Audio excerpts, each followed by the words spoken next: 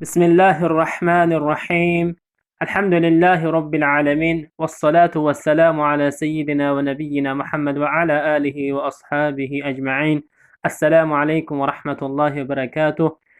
فضیلت ماه شعبان. ماه شعبان برای آن نامیده شد که مردم به گروه ها تقسیم می شدند برای جنگ یکدیگر، زیرا ماه رجب ماهی حرام بود، در آن جنگ کردن را ممکن نمی شماریدند. برادران و خواهران، وقتی عمل آمد.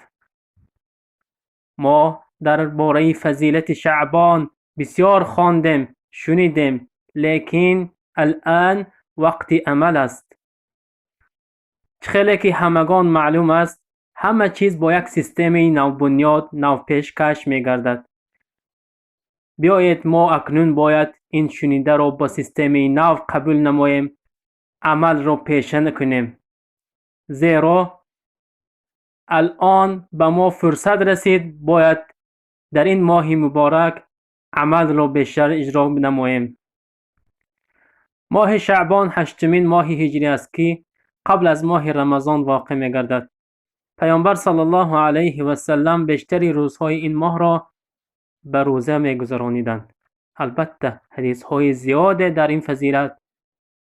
این فضیلت روزه این ماه روایت شده است. در حدیث آمده است از عایشه رضی الله عنها که روایت کرده میگویند پیامبر خدا در هیچ ماه بیشتر از ماه شعبان روزه نمی داشتند. تمام ماه شعبان را روزه می داشتند مگر کمی از آن را، با روایت بخاری و مسلم. همچنین در دیگر حدیث آمده است از اسامه ابن زید رضی الله عنه که میگویند گفتم ای پیامبر خدا صلی الله علیه و سلم، میبینم که در ماه شعبان آنچنان روزه می‌دارید که در دیگر ماه‌ها آنقدر روزه نمی‌دارید. پیامبر صلی الله علیه و سلم فرمودند این ماهی است که مردم از آن غافل می‌مانند. این ماه در مابین ماه رجب و ماه رمضان قرار دارد. شعبان ماهی است که عملها در آن ماه به سوی الله برداشته می‌شود و من دوست می‌دارم که عملهایم در حالی برداشته شود که من روزه‌دار باشم. با روایت نسائی. از این حدیث ها معلوم می شود که پیامبر صلی الله علیه و سلم در این ماه زیاد روزه می داشتند، لیکن این ماه را به پررگی نمی داشتند، بلکه اکثریت روزهای این ماه را روزه می داشتند. از الله می پرسیم که ما را به روزه داشتن روزهای این ماه موفق گرداند. آمین یا رب العالمین.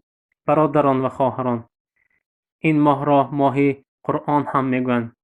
سلمه ابن محیل گفتگی عالم میگوید ماه شعبان را ماه قرآن خوانان میگویند. ابن حجر رحمه الله در فتح الباری میگویند هرگاه شعبان می‌دراید مسلمانان رو به قرآن می آوردند و زکات مالشان را می دادند. بیایید برادران و خواهران ما این ماه را با عمل تطبیق نماییم. دیگر احکام این ماه این است که هر کسی که در ماه رمضان گذشته قضایی کرده باشد باید در این ماه قضای آن را ادا کند تا که به این رمضان می آمده با به یگان قضا قبول کرده باشد. پس چیزی دیگر را به شما یادرس میکنم که بعضی ها اعتقاد دارند که شب براءت است در این ماه مبارک.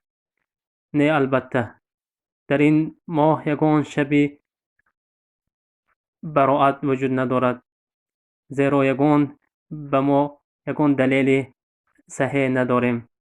آنچه که روایت ها میکنند آنها همش بافته و ضعیف میباشند. هیچ روایت و حدیث صحیح در این مورد نآمده است. پیامبر صلی الله علیه و سلم و صحابگان در این روزها عملی خاصی انجام ندادند.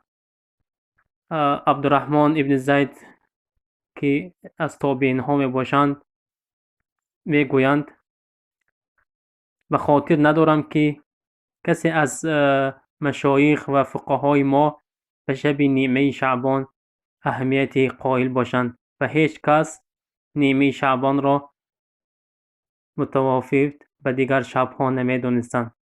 برادران و خواهران، ما نیز باید به پیروی به پیامبر صلی الله علیه وسلم و به صحابگان کرده باشیم. ایشان یگان عملی خاصی در این شبها نمی‌کردند. از هر گونه بدعت و خرافات باید دور باشیم. این بود فضیلت ماه شعبان. از الله سبحانه و تعالی پرسانم که عملهای ما را در این ماه قبول کرده باشد. و صلی الله علی نبینا محمد و علی آله و اصحابه اجمعین.